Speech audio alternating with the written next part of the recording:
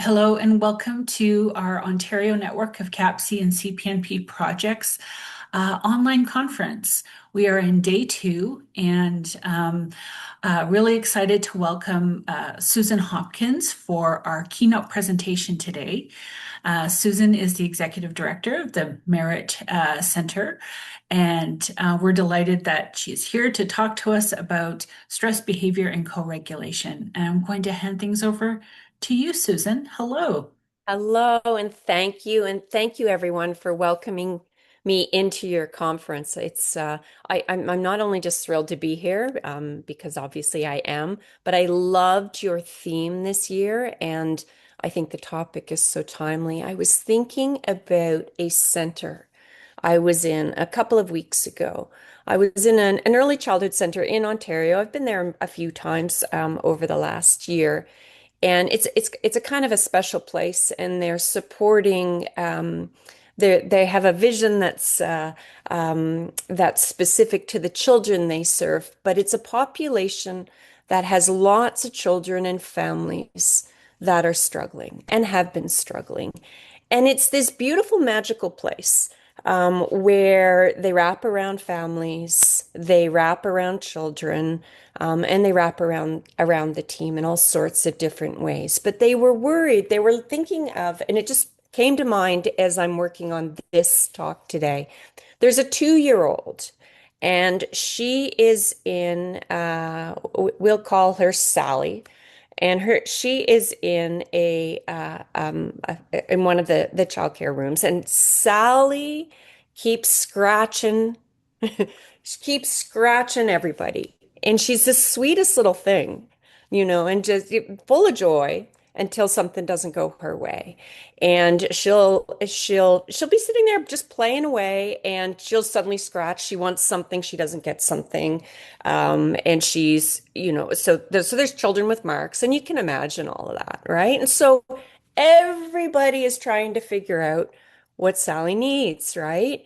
And so we have the ECEs that come in, and there's different views even there, but there's a lot of thinking, okay, we need to teach her, she needs to learn lessons and these sorts of things, loving, and yet it's the idea of she'll sit out and for a while. It doesn't work. And it doesn't work good because of child development, but it also doesn't work because what Sally needs is more complex.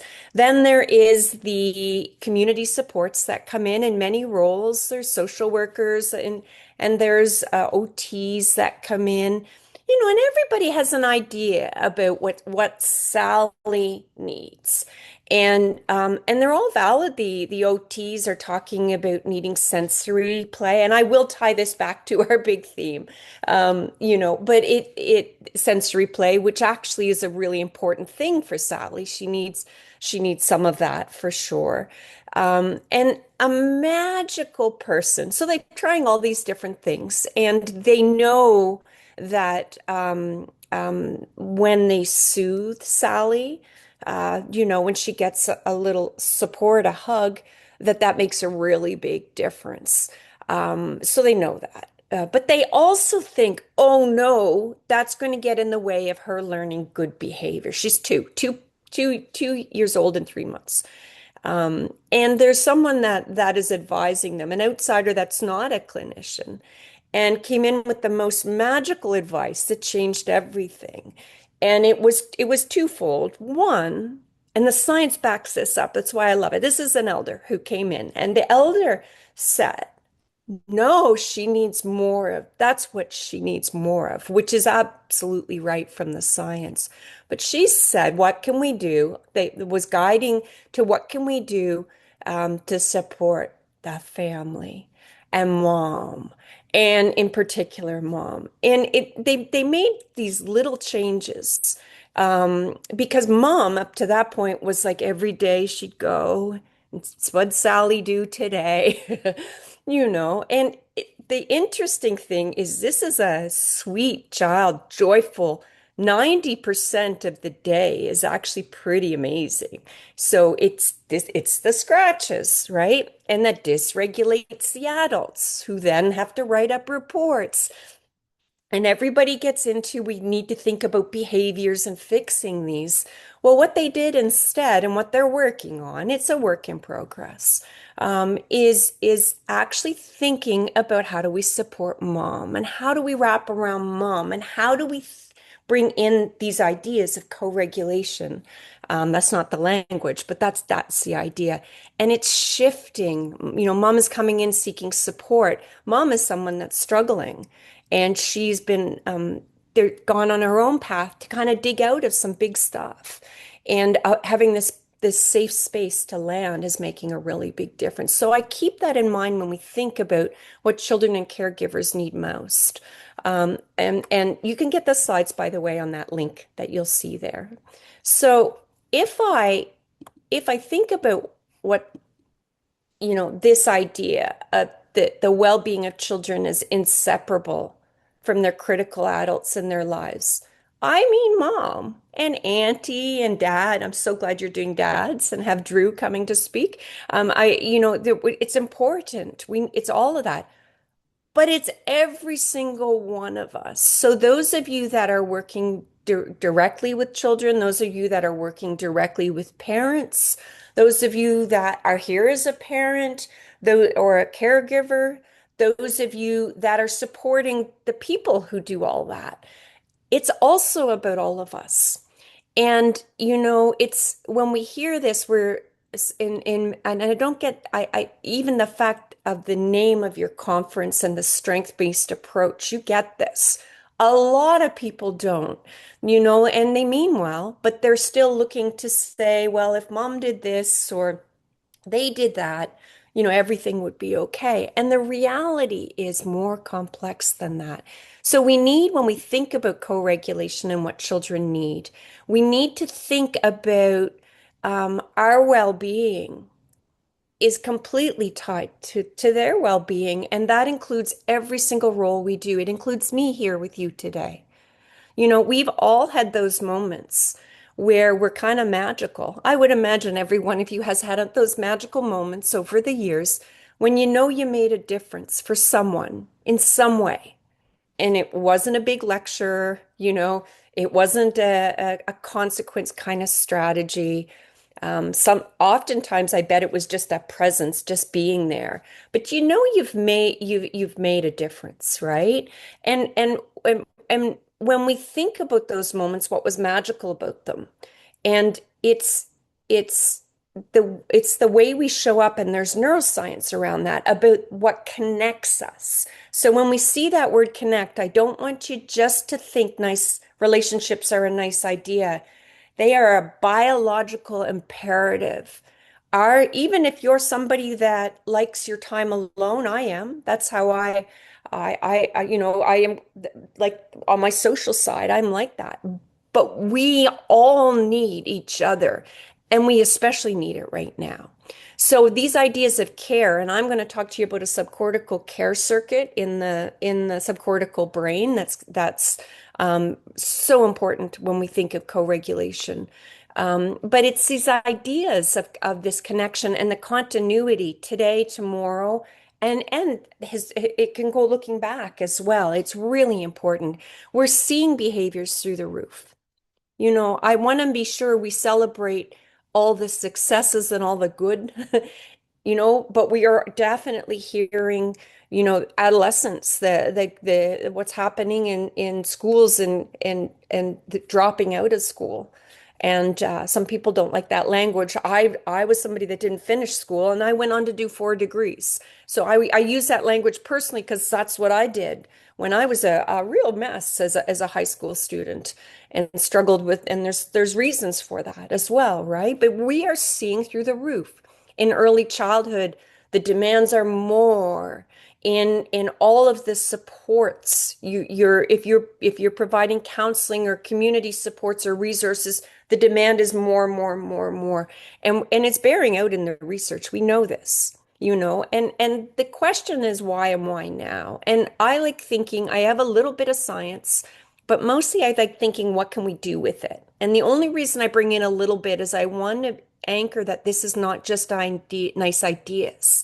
It's so the science so aligns with holistic, indigenous and holistic ways of knowing. There's a natural intelligence in those that actually aligns with what's best for children and well-being right now. So it's really I'm passionate about it because when we got a lot of children that are not okay. Right now as we speak, I have two teenagers in my basement here. I have a daughter who's 18, and they're two of her friends from that I know from the last year or so that something really rough happened in the last week, and they're like, ah, where do I go? How do I figure this out? And so they knocked on the door. I'm able to open it and for, a little while, right? But beginning to think about how many young people who are very capable and beautiful spirits are not okay and why and what can we do about it? So this is also us.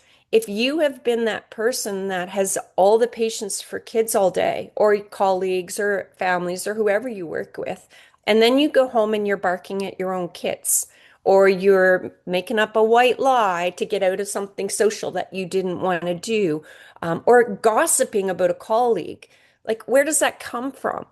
And is it because we're not good people or we're two people? No. It has to do with brain body, and it has to do with our capacity and our energy.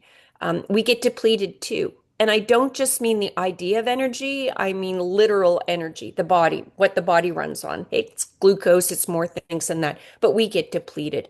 It may even be, that's why the same science is tied to um, all the latest research on metabolism and weight. Like how is it tied to excess stress, tied to metabolism and weight? It is. Because when we have too much, our systems don't get into the parasympathetic. It's more complicated than that, but they don't get into that rest and restore necessary for immune system health, necessary for metabolism, learning, necessary for long-term memory, right? Less necessary, connected to us waking up and having what we need to show up in the world. Right now, this world needs us. It needs us with empathy, love, but also being able to think and be strategic, and to help those who need help. So, we're only going to stay here for a second because we're here to solve. But we are in a toxic soup. The world is insane right now, right? And it's scary what things are in the news. But we also have 24/7 lives. We've got technology, beep, beep, beep. Everything is designed to keep us activated. When you look at Netflix, it has the little, next episode that's designed with the neuroscience I'm going to speak about a little bit, to get you to go to the next episode. And the CEO of Netflix said his competition is sleep. Well, all of that is part of where we're seeing the well-being things that are escalating in our children and youth, because we need the energy to be resilient, right? And when we are depleted, we're not our best selves. And that's a really important thing to think of with co-regulation, not just with children and youth that we may be caring about and trying to support, because they absolutely need us to be regulated. We've got overloaded systems. And I don't want you to think stress is the enemy. It's not. It's part of being a human being. A stress is anything that calls on the body to react in some way. And it mobilizes resources. And you can think about the fact that, okay, I'm worried about money, or somebody I care about is not well, or I'm fighting with my partner, or I'm struggling with my health in some kind of way. But stressors there's thousands of stressors. There's sensory stressors. They're environmental stressors, they're relational stressors. There are so many. And what we try to think about when it gets a little bit magic around what we can do about it is we're not trying to bubble wrap. That's actually not helpful. We're not trying to, this is not gentle parenting. We're not trying to say, oh, that's okay, to the little girl, the little girl I told you about, you scratched, no problem because you've had a hard life and she has. No, first of all, she's 2. So we got to remember child development. But even if she was 14, we're not going to do that. What we're trying to do is to get its structure does matter, and we're trying to get to the root of why and why now, and working on the things we can and with the magic of the things that make a difference. So I put this here because I want you to, when we hear get overwhelmed, and if with all that's going on in the world, and if you're working in contexts where there's a lot of folks you're trying to help and support, or you're a parent and you've got, maybe you're a single mom or a single dad, and there's just you're trying to manage everything and you feel like you're kind of just afloat, right? And we can tend to do everything where we use this part of our brain, and we're going to make lists and plans and strategies and all of those kinds of things. And they work until they don't, because there's a whole subcortical brain involved as well. But there's a bit of magic in the brain and body. And we're driven to survive. So some of those behaviors we may be trying to change, we have to also celebrate them because they're actually showing up for a reason.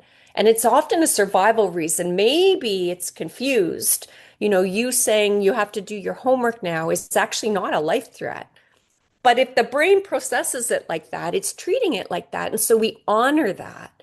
So many of the responses that show up in the areas of trauma, right? Some of the responses that maybe you might have felt guilty about or actually are celebration, that's survival, and they served a purpose. And when we understand the roots, we can do something about it. So self-reg, which is the work that I do, it is about, there are people at all different levels there are definitely clinicians that use elements of self-reg in their work, but it's a bit of magic at the universal level for everybody. And I think that's a really important place because it gives me power. What are the things that I can do? And you may still have diagnosis involved. You may still need other folks. You may still need supports of other kinds, and you seek those out. But what can I do when I think about this power of co-regulation and excess stress? So that you or me or a child has the energy to deal with the things that they need to deal with. The little girl that I told you about, they're doing many of the things they were trying will never work. The punishments and rewards, the science isn't there. You can scare her into that, but is that how we want to go? It's not, or you can guilt and those sorts of things. We want it to come from within. So some of their thinking is about healthy child development, and we as a society tend to treat children. Walk through any airport, and you'll see how the children are treated, and you'll realize that when people get stressed, they get more behaviorist, and trying to train and what we want to do is begin to think of, okay, what are the roots of that behavior?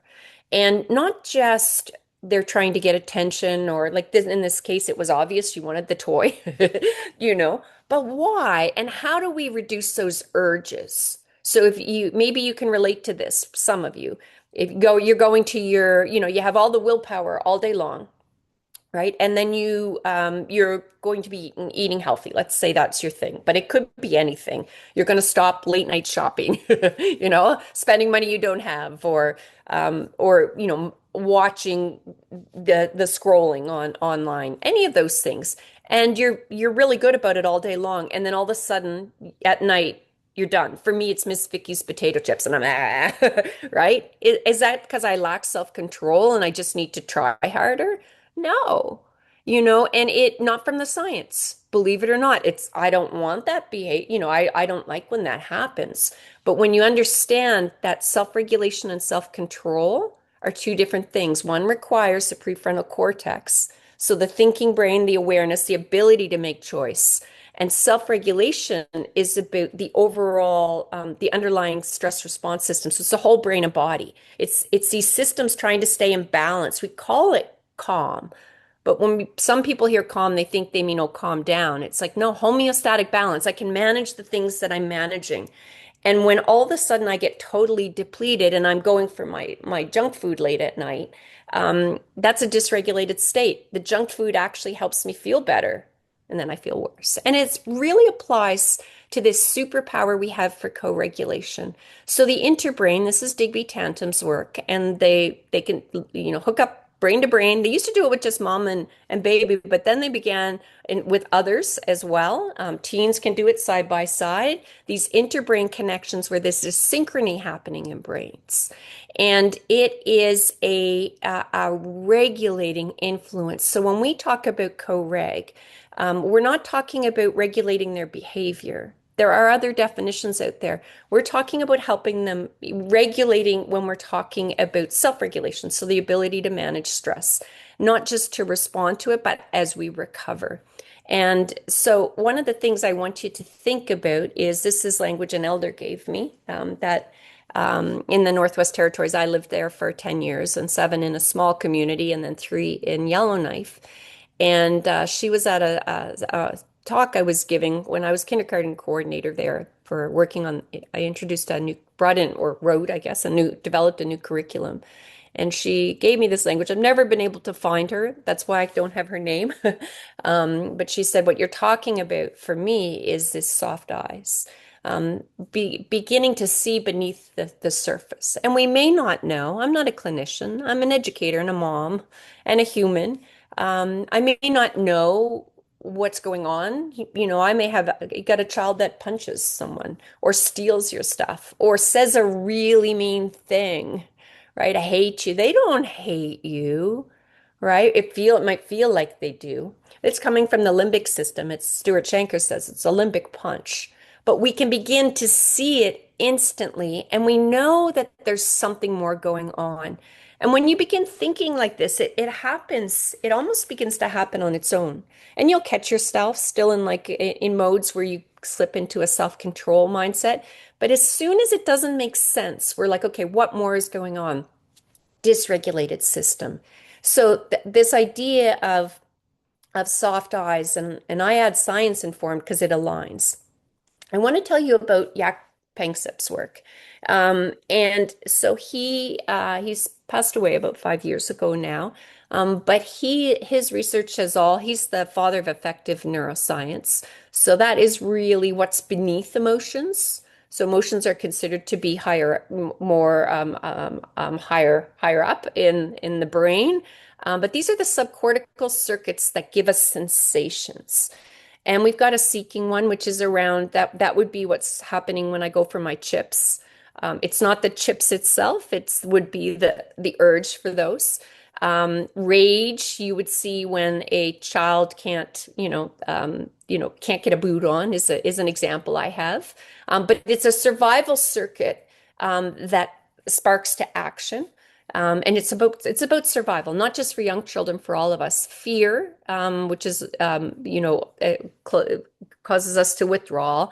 Lust, which Stuart jokes is for teenagers. Play is important, and I'm gonna explain that one separately. It's what you think it is, but it's also about hierarchies. I'm presenting in Ontario for a anti-bullying day on Saturday, and I'm going to be talking about this. Panic grief, which is that circuit that you see when there's separation distress, and care. It's oxytocin is a big one, but it's a bit of a magical circuit. And so some of you will recognize this. For those of you that don't, this is a little fellow that has been all over the internet, and his name is Punch, and it's everywhere over the last week or so for what I've seen. And he is I believe he's a macaw monkey in Japan, and I think he was premature, so very small, and he got rejected, right? So we can think about all these circuits because these are mammalian circuits. But I have it here for a different reason. So he got rejected by mom and dad, which is always hard to see. And you're watching the natural world, and we obviously have higher level brains and things, but we share these subcortical circuits. But what's really magical to me about this is what has happened on the internet, which the same teenagers I've been telling you about that are struggling, they're ready to go to Japan and find this, this macaw and adopt. Right? It's just it brings out this protective, this cohesion, this connection feeling that we have. It's a beautiful little story where he's got that little bear. That's a sad part. The caretaker gave him it's an IKEA bear, or an orangutan, which is apparently sold out everywhere, and he carries it everywhere with him. And he gets a little bit bullied, and then he has a new protector. And everybody's sort of celebrating these moments. But it's so interesting in this toxic soup time of how we begin to feel connections and how that activating of that care circuit, which is what happens in genuine co-regulation, is what brings us to our higher selves, not a moral, you shouldn't scratch that other child, right? Or saying to the mom, you should have been here, or she shouldn't have this for, come with pop for breakfast, or it's that what brings us to our higher self, because we have this goodness within us. And so it's really interesting to think about. It's also an example of pro-social stress. So some of you will have examples where you are supporting others. So it's whether it's your family or in your work, where at the end of the week you've just got nothing left, right? It gets depleted. That's pro-social stress. We care so deeply that empathy is a very expensive emotion. So that it gobbles glucose. It's not just an idea. So I want you to keep that in mind. I also want you to keep in mind, I think I have one more science slide and then just to anchor us, and then the rest is beginning to think about the five practices and how they tie to co-regulation. So there's a big difference between misbehavior and stress behavior, whether we're thinking of with children, with youth, or with adults. I even use this, I'm an executive director. So we have a small full-time team. There's only four of us, but there's about 50 on the team. So there's things I got to deal with, right? And when we begin to look at, is that misbehavior? It was conscious choice.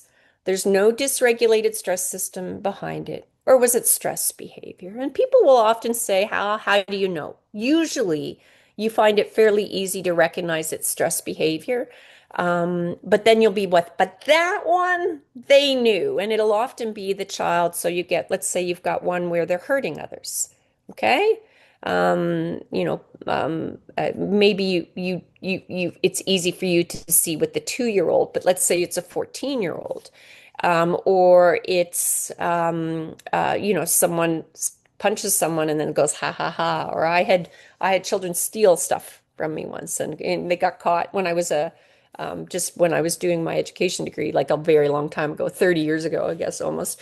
And like ha ha ha, right? And it's like, okay, what is that? Or I'll get brought into places and they'll tell me about flat affect. So they're not seeing any empathy at all. And assuming that's something in the brain. I've never seen an example. I know they're out there because I see them in the news. But I have yet to see an example, and I've worked in hundreds of schools in early childhood and communities, probably more, where I wasn't able to spot a little bit of empathy. So what blocks it? And this doesn't mean we say no problem, it's okay, you did any of those behaviors. What we're doing is trying to understand and get at the root of it and help with the state so that that child or young person can handle the things they need to handle. And so many of these are signs of homeostatic imbalance. And there is a whole lot of systems that work on homeostatic imbalance. Any of these, these are gray brain systems out of balance. So when you have an urge to drink, there's a reason for it. When you have an urge to pick up your phone, there's a reason for it, right? When you go for the snack foods, or you're not able to focus and have your attention, you're trying and trying and trying and you can't. There are brain body reasons for it. So this is what self-reg is about. In it, we Thank you, Lee. I'm just saying, ruined a package of crackers with the rage element. Yeah, we're human, right? We're going to have these moments. Feel free to throw things in the chat. I'm going to ask you a question in just one moment for those of you that want to jump in the chat. So this is what self-reg is about. There's a lot to it. There's all kinds of ways to learn and take courses. There's lots of free stuff on our website too. So it is the one to the right where you see the 5 domains. It's holistic, but it's those 5 practices. And it's about reframing. We got to be working on the right problem. And this goes with self-regulation and it goes with co-regulation because we're doing this with others. They go together, they're not separate. So it's soft eyes. We learn to be stress detectives and we teach others how to do that and to begin looking for the hidden ones. And, it's Stuart's work originally. Well, he's been working on this for decades, but he ran an autism clinic with children that were 3 and 4, many without language, and worked on all of this with those children and families. So it does apply. It really, there's not, I got to get ready. Then we really mean you need to manage your behavior. We're trying to understand how we manage our stress. So it is about restoration. So it's not just about the stuff we're trying to do, it's restorative states and it's me and you. The biggest one here is to remember that we're going to shift from self-control. So this is step one. And we're going to think about the why and why now. So I'm going to put this next slide up, and I invite you to throw into the chat. Whoops, sorry. This is about brain, those states that I talked about. The subcortical are the gray brain, so that is the yak pangsep stuff, but that's also our survival, our base brain. It's the most ancient part of our brain, that just keeps plugging along, and it's really important. It takes over, and it's relevant to trauma as well. Under certain contexts, when you're seeing the collapse, the nervous system collapse, that has to do, it's coming from the subcortical circuit. The red brain is often thought of yeah, very exactly. It's a very expensive emotion, Marilyn. So empathy is, if you think about deep empathy, how that can be draining. It also is important, but it feels good, but it can be so draining, right? And I find empathy combined with limbo, which is another very energy expensive, are a is another thing to realize. And when you go back to realize, when we say energy expensive, we actually mean gobbling glucose. And there's ADP, there's all kinds of stuff that's involved in you feeling the energy to get on with the day. That's different than the hyperactivity. I have ADHD, so I can become a whirlwind, right? But it's different than that. Any of you have ever seen children that you kept up too late and then they go into the frenzy afterwards? That's the chemicals of stress giving them that energy. We're meant to go in and out of all day. We're not meant to ride them all. Like that's not meant to be our daily. We should have the energy to meet the day, right? So the do I belong, that's where your limbic system is. That's where your amygdala, which is looking for signs of safety and threat. But also when we're talking co-regulation, if you're coming in to work with a family and instantly see the shoulders go up or something close off, those conversations aren't going to happen. That's why we start by building those connections, and we take our time, and building the trust really, really matters. Person-centered work really makes a difference here. So the do I belong is also the red brain is also what happened if you were big into this hockey game this weekend, right? And you're like, or when children play, right? Or romantic flirting or comedy or any of those things. It can be a good thing. These are part of being alive. This is also connected to our connections with others, right? Attachment. But under threat, this is when you're beginning to think about, more of what Ross Greene calls the explosive, what you might think of the externalizing behaviors, the things like the fight or flight. There's more than just that. But even freeze, believe it or not, well, often people will think about freeze as shutdown. Actually, if you were to take your heart rate, in most cases of freeze, it's going to be going through the roof. So that's not shut down.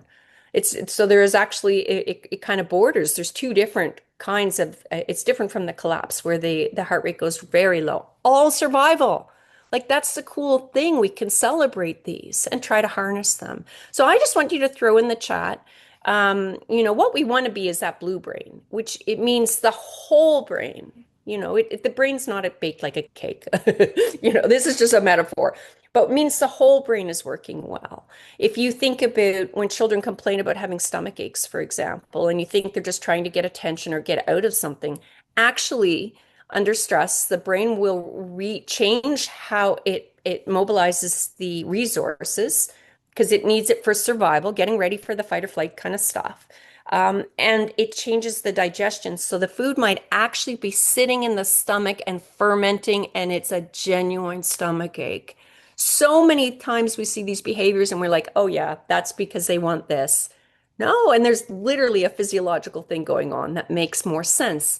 We understand that we can work on the right things. So I want to throw for you to throw into the chat an example, just if you, whatever comes to mind right away, when you felt you had a moment or you saw someone going red brain. So that is a honking the horn. That could be gossiping when that's not normally gossip. That could be the storming away, and it could be you if you feel safe enough doing that, or it could be someone in your life.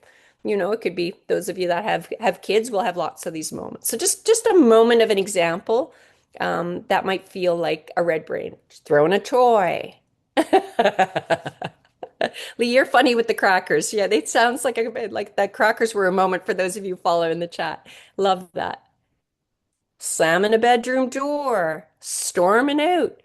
And there will be people online here that have never done those things. They're more zen in the group, but like I have, and I could probably tell you they happen less and less the more I learn, but they still happen all the time. For me, the one that's triggering is related to I have an 18-year-old, right? So just become, right, clenching the teeth, right? The rage cleaning. I like harnessing that one is actually Um, so okay, beautiful. Now, what about feeling silent? So silent might be, it could also be a very positive thing. Silence can be like I'm choosing this and I'm able to think that how you know the difference is am I able to think and reflect, make choices, all those things tell you you had your blue brain on and it's positive. Silent, more like a shutdown, could be even more into the gray brain, right? So wonderful. Yeah, twice on the road. So it's so funny that we have these moments, and yet we are the co-regulators and regulating influences for others. And I personally think that being vulnerable and recognizing that we're human being, and it's not, yeah, sometimes I use the car metaphor, but car is 100% predictable. We're human beings. We're going to have those moments, right? Especially, sometimes it's a famous one is if you have as a parent and you're worried about a child that doesn't come home, and your mind and you can imagine the frenzy that you get into, and then they walk in the door, and the first thing you do is yell. There's a nexus between emotion, right? We have a biological and emotion nexus, so that's why sometimes we'll cry easier for those of you. There's this the hangry idea by biological and emotion. We don't want to yell. We might be we might have to deal with something later. Why didn't you this, that? But it just bursts out of us. It's all coming from that red brain. The shovel into the yard. I hear you. I'm actually kind of done with that too. My brother, magical co-regulator, showed up yesterday with a plow and plowed me out. So I was just when we just got slammed here. So now I want you to write, while I go to the next one, I want you to write a couple words about how you know when you're in a balanced state. So that's blue brain. That means, okay, there's things going on, but I'm actually kind of handling it. And I'm riding with the waves and I know what I need. I feel like I've got this. What kind of things how does that feel like? I just want to validate the one that someone just said about the daughter that goes silent, and feeling unsafe and freezing. This stuff is so helpful for MW. This stuff is so helpful, and a lot of it came out of autism. We have a lot of team members and it's in families. So it's actually one of the driving forces. We've learned so much through autism and recognizing the stressors and that they're part of the story. And when we keep working on blue brain, you need to do this, you should like have those conversations. It's and goals and all that stuff matter. But in a dysregulated stress state, it's not available. They aren't choosing it. It's happening to them. Lovely. So keep your answers coming. Thank you. Able to think outside the box, right? Self-control. Yeah, I don't want to make it seem like I'm anti-self-control. It's actually important. What I'm anti is we respond as a culture. We tend to respond with shoulds, with lots of things around self-control. And that's not the problem. It's literally not available. Not available. I was a mess as a teenager and just barely hanging on. And I felt guilty about a lot of I dropped out of school twice. I did everything, you name it, except I didn't get in trouble with the police, but I did all the other things. And I've often wondered, how I would have done today with there's so many, the drugs and things that are available today. And I just tried to survive and I look back and I feel like I wasn't a good person. I was surviving. And this science has helped me be kinder to myself. And that helps me be a better mom and show up and all those things. So I'm just watching our time here. So this is what we do when we say behavior is communication. And I know others say that. We really mean no, it really is. And it's not just function of the behavior. So it's fine to say, okay, they're trying to avoid something. Why? So I mentioned homework as an example earlier. And whatever your feelings on homework, there's actually some pretty big research out about the benefits of homework, but we'll save that for another day. That's my education hat. But if you're a parent, you still got to do it. It comes home, you've got to get your child to do it. It's at the and you're battling, for me it was math. And here I've been an educator for a long time. And it was math, it would high math anxiety with my daughter, and she'd shut down. It was tension, we wouldn't get it done. Everybody feels like crap. Well, the reality is it was always going to be like that. They've been at school all day long. Or you've got a child that walks, another one that happens is they walk through the door. They had a pretty good day wherever they were. And all of a sudden, you get the explosion. And people say, well, they save it for the person they're safest with. Yeah, and it is like a wind-up toy, the stressors all day long, even if they liked it, having to sit still or having to work with others or social or all the sensory overload. Holy smokes. And you got nothing left, and it's like you fall off a cliff. It's called limbic breaks. Stuart talks about the limbic breaks. And an example of this same sort of science is that if I was to put you all in a room, let's say we're writing. I'll just show you the slide but let's say we're all writing a math or a science or grade 12 English exam or something you really wouldn't want to read, right? And I take an image of your eyeballs. This is Dan Kahneman's work, and he won the Nobel Prize. I take an image of your eyeball. All I can see is your eyeball. I can't hear you swearing. I can't see your age. I can't see the sweat on your brow. I can predict, and I'll be right about 80%, which is huge. Um, it's a microsecond. It's micro moments. It's not but I could predict the moment you're going to put your pencil down or stop on the computer, the moment you're going to give up. And that's fascinating because what do we do, with older children? Like we're worried about engagement and sticking with it and try harder. My work was on resilience, It was like what causes that? And it looks like they just gave up. And we're trying to motivate, carrots and stick, all those things. And meanwhile, physiologically, it's because the eye gets the iris gets the pupil, I mean, gets bigger and then it gets smaller. So it goes really dramatically bigger and smaller. That's how I would know. That's a physiological response where your system um, um, it actually cues that you're using too much energy. It's too energy expensive, and it shuts down the prefrontal cortex, which you need to be doing the work, and you put the pencil down, you give up. So think about that. Okay, if I'm going to be trying to support a child or an adult, maybe it's someone that you're trying to support continuing education or something. and I'm giving them pep talks. Meanwhile, it was too physiologically demanding. Doesn't mean they can't handle it. It's what are, and let's say they still got to write the test.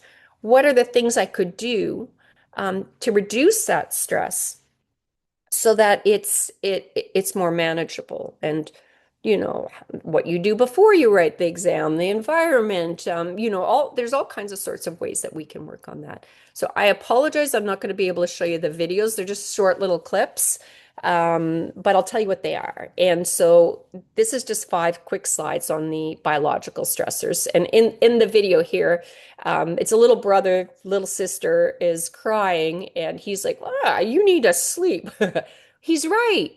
And what's really interesting is we're really good at under two. I have a colleague that used to say, and over 80. We're good at under two and over 80. If it's, auntie's grumpy or she was cranky at dinner and she's 80. And we're like, oh, she just needs some, just needs to sleep. It's been a lot of social. We have all this instant compassion. We know it's not that she meant to be cranky or that she needs to make better choices, but it actually happens to all of us in between too when we're depleted. So I want you to think about biologicals. Oh, it's different now.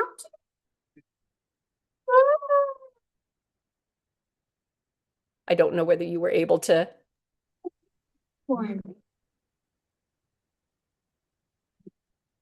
I have no idea whether that, I hope, A can little someone give me bit, the thumb a up? little bit. Okay. I think Yeah, we're, got the feeling of it for yeah. sure. Well, and we're low on time, so it's okay. I can add the videos for you. They're just little clips that I like to show. So this is just a little guy that gets frustrated trying to put a sock on. So that's that rage response, right? So for us, emotion stressors are not, this isn't naming emotions. That's a different area, social emotional learning. For us, we need them to be in balance. So we need that blue brain on for that kind of stuff to work. This is recognizing that when there's meltdowns, because it's a holiday tomorrow or Halloween, or a birthday party, or they're really disappointed, or that emotions are very energy expensive, and we never try to suppress them. They're there for a reason. We don't, it's for me, even children crying, we never say be a big boy. It's like that. And if we have, don't feel guilty. You do the best you can with what you know. But from the science perspective, when you cry, it leaks. It releases cortisol. It's one of the main types of tears. There's a few types. So there's a purpose. That's actually a chemical of stress. And there's a reason. And so realizing that emotions can be big stressors. We realize there's cognitive stressors. Okay, so this is tax time. While I'm calling you, I'm seeing the bank calling me. I'm on with you here. The bank's calling me. I'm like, that's a cognitive stressor, right? Um, this video is just two guys trying to figure out how to get across the water. So it was decision stress. Math was the example. So with some children, it could be too many. We do too much talking with a lot, with a lot. And how do you get, excuse me, for them too much auditory processing. And so that's a stressor, right? Other languages, huge stressor. I used to live in Italy for 4 years and I learned to speak Italian and I'm pretty fluent, but I would go out for dinner with my friends and everybody was Italian. And by 9 o'clock, I needed to go to bed because I'm processing it a second language, but it's all the cultural differences. And so energy expensive.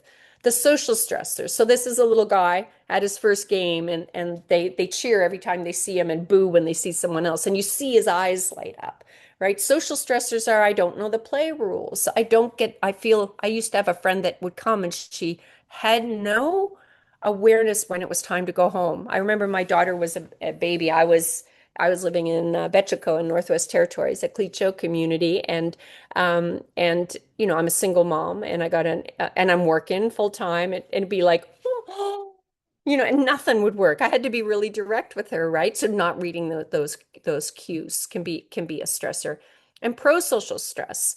This is when we take on the stress of others. If you're worried about injustice right now. It can also be guilt. It can be feeling what others are feeling. So it's like emotion stressors more than social, but it's taking on the emotions of others. And the video here is it's an ape that thinks that her she had a baby a couple of days before, and the baby had to go in whatever version of NIC, the NICU, and so she, I'm assuming, thought the baby had died, and the baby was in there wrapped in that blanket. And it's this moment when you see the hand go up, right? And that's that care circuit we talked about, right? What makes us deeply human is what we need more of right now, and that's that care and that connection. So just remembering there are all kinds of stressors in the world. And when we think, well, I had it harder when I grew up, and some of you did, okay? So we need to be honest about that. There, it's not all, butterflies and rainbows for everybody's histories at all. But we also need to know the modern day. And when we see our young people not doing okay, and we're like, okay, get up and get moving and stuff like that. Their stress system, like our brain, it's called mismatch theory. Our brain and body were not designed to deal with even the phones, right? And how that's so energy depleting. And what's happening is people are not getting enough. It's the parasympathetic. It's not just, oh, we need to manage more. It's we need to rest and restore and get back to nature and do the holistic and laugh and the joy. Those are part of the co-regulation. So when we think about step three, I'm just cognizant of my time here. It's step three. So there's 5 steps in self-reg, and I think of them as practices. They're things I do, try to do every day. This is where your strategies come in, and if you learn programs and the things that you try, you have to ask yourself, did it work? Did it really make a difference? Did it make it so that person was able to handle what was in front of them, whether that's a child, a parent, or you? And we also, it helps to be honest. Am I co-escalating? And we're going to do that. Don't be hard on yourself, especially if you're a parent that has the weight of the world and are managing a million things, right? Who's co-regulating for you? You're going to have those moments that you're not perfect. I have them every week, and I do this professionally, right? It's just okay. I went a little red brain. All right, what do I need right now? And it may be okay. I don't have. How am I? I can't just go to the spa. It's like, okay, where can I get a few minutes? How can I prioritize my sleep? These little things can make a really big difference. So we think about co-regulation as really lending our calm, no matter what happened, right? And I don't do timeouts personally. Like there's a lot of science because that snips that interbrain, but I do for me. Okay, I need a moment, right? And everything that we can do to make that connection stronger, we want to be careful with that. So this is one strategy. It's just safety. Um, what do you do in a moment? And simplify or get rid of the words, because that's what we tend to do. We talk. Um, we attune ourselves. So if they're feeling frustrated, and I'll look at yours in just a second, Bobby. Thank you. If you're feeling frustrated, if a child is at a Walmart checkout and they're throwing a tantrum because you didn't buy something for them, it's not like, oh, that must be disappointing. I'm gonna buy it for you. No, I'm not gonna buy it for you. But I can have compassion that that's frustrating. That those marketers, by the way, they're doing that on purpose to our children, right? They try to trigger the red brain so you'll buy, right? So time into ourselves. I love it, Kim. And Bobby, I see when my daughter calls with her stresses, the first thing I do is fix it. And doing that sometimes stresses her out. And she tells me, yeah, it's interesting, eh? I said to someone the other day, because I was just talking about something, this is in my personal life, and they instantly got to telling me, like, I was like, well, is this really, like, look on the brighter side? And it was funny because I'm so positive, but it put up my walls a little bit because all I wanted to say was someone to say, "Oh, that's hard." Yet, on the other side with Bobby's comment when about helping, I sometimes don't. Many of us don't want someone to fix things for us. But I have to tell you, one of the most co-regulating things in the world for me is if somebody comes and does my dishes or a load of laundry, one little thing, it's a co-regulating strategy I've used as a parent. When it's clear, they're in grade 10, my daughter really struggled. and it was having panic attacks, and there was a whole bullying thing going on, and there was, and she was strong, like struggling in all kinds of different ways. There's many, many more layers. There was all kinds of mental health stuff. And I'm like, okay, what can I do? And so I tried to lighten things a little bit for her. And you might say, but that's going easy on her. She had chores and all those things to do. I didn't see it that way. I just thought it was a temporary thing to lighten a little bit so that she could get a little more rest, be a little more successful. And so that's the kind of thinking. What can I do? And those of you working with adults, I love it. Kathleen saying, hi, Kathleen.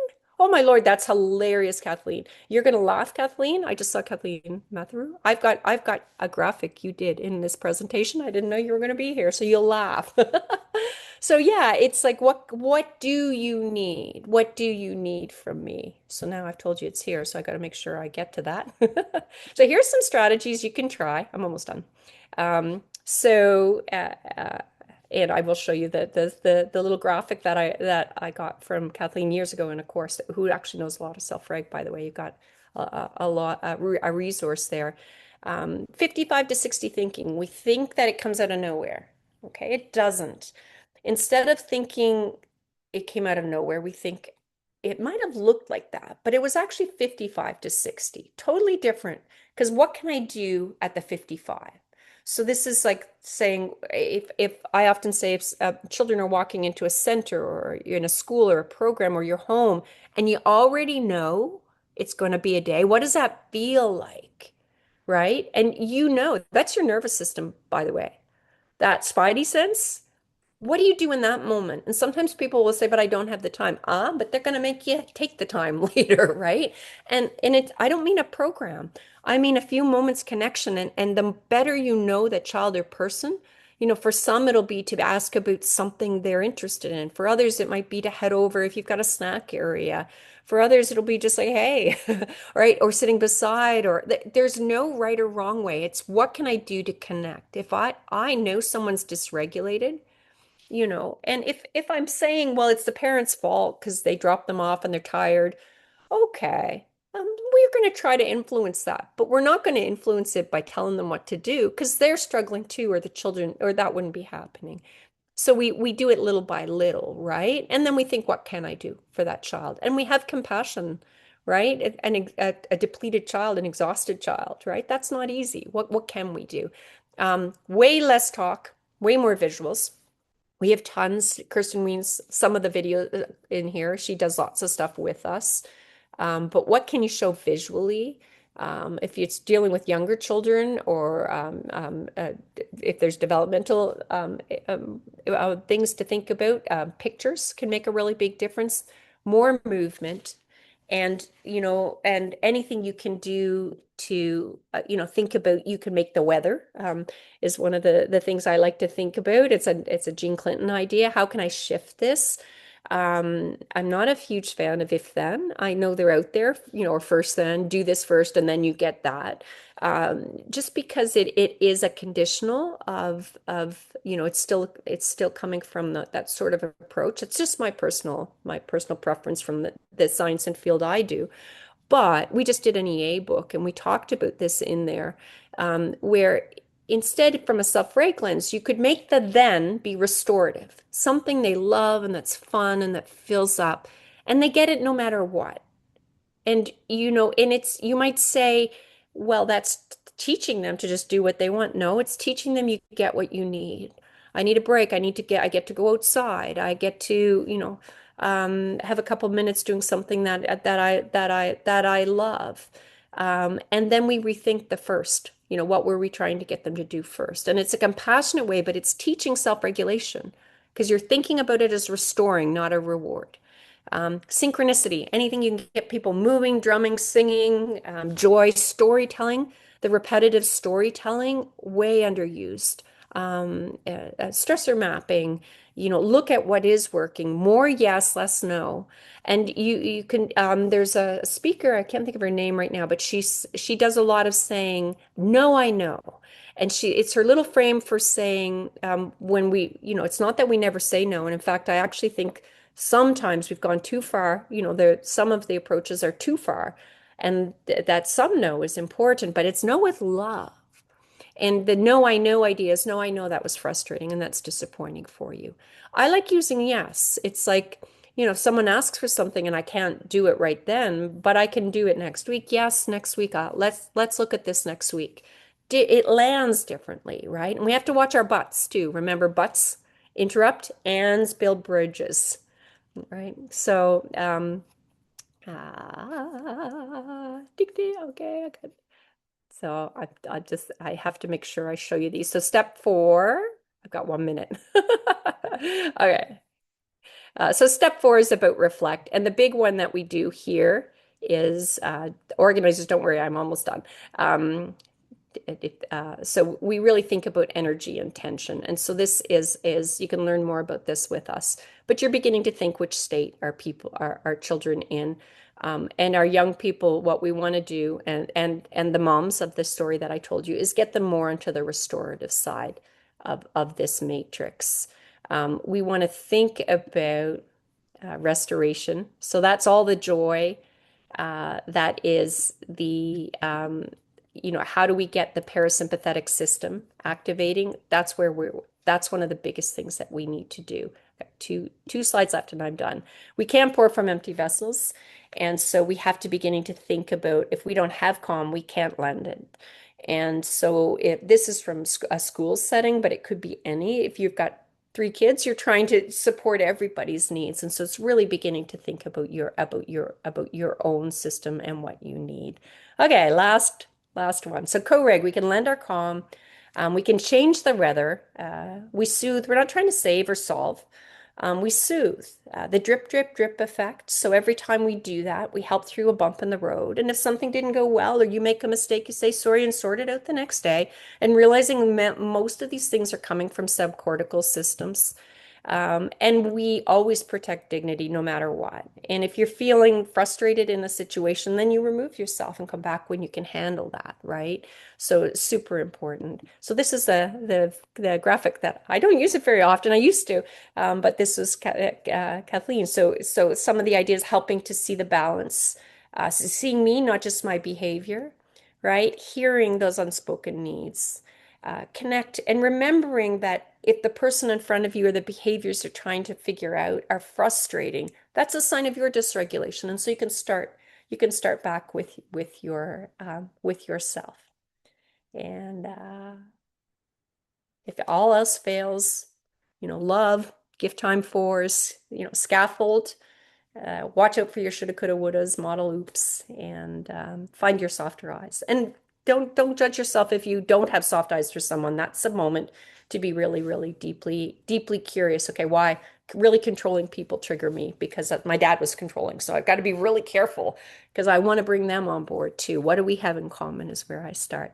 Thank you, everyone. It's an honor to be here with you and be a little part of your very special conference here. We have books. And there, if you like this kind of stuff, that our newsletter, we put out information each week that we try to make sure it has something new to share every week. Oh, that's excellent. Thank you so much, Susan. Do you have a minute for questions or not? Are you Oh, and I totally will respect if you need to jump off now. Um, no, I definitely have time. Yeah. okay, okay, excellent. Um, so does anybody have a question for our speaker? I do have one, but I'll hold the floor for others first. If there's anybody who wants to unmute and ask a question or pop it in the chat. I don't know if you saw, but lots of I engagement and see. conversation and lots of takeaways that people shared on our virtual board as well. So we've all just been soaking up your insights and wisdom like a sponge for sure. And I hope one thing that I think is really important, is there is so much cool science Mm. that in terms of health and well-being but early childhood and education that aligns with indigenous. I know there's lots of differences, but indigenous ways of knowing, and it is really I I so much wish that um in like I try to bring this in a holistic lens everywhere. Anybody that wants to speak to me, I'm there. But there, people don't realize that actually, some of these things that if you go back and look at what the elders are saying and what it actually lines up with the science. And it to me is one of the most exciting things that we're Mhm. discovering. So you add a bunch of words to, talking about subcortical brain circuits or whatever, Mhm. or different domains, but it really does align. And so sometimes some of the fields will get into programmizing, everything. And I'm not Right. anti-program. There's some good Right. programs out there. I'm not Yep. anti-program. It can fit in there, Yep. but to realize that some of these holistic understandings are some of the things that feel intuitively right, or even just from a parenting, like it feels right, are backed up Mhm. by the neuroscience in particular, but it's also neurobiology. It's all kinds of areas of science. So Absolutely.